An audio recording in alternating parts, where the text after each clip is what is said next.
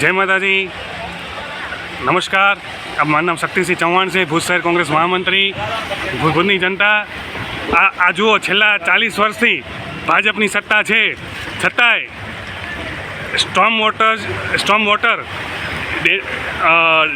Drainage control સિસ્ટમના નામે ભાજપના જેટલા આપણે ચૂંટાયેલા જે કાઉન્સિલરો છે તેમને આપણે ભ્રષ્ટાચાર કર્યો છે ને ભુજની જનતાના ટેક્સના રૂપિયા આપણે કમલમ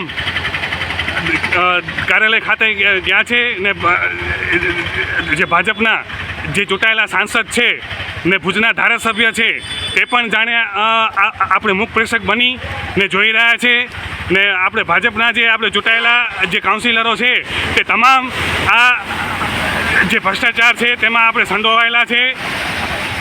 તો હવે ભુજની જનતા જાગો ને ભાજપને સત્તામાંથી બેદખલ કરો, તો જ જે આપણે ભુજના આ જે પોસ્ટ એરિયા કહેવાય આપણે બસ સ્ટેન્ડ, તેની સમસ્યા જે એમાં પાણી ભરાવાની છે તે દૂર થશે.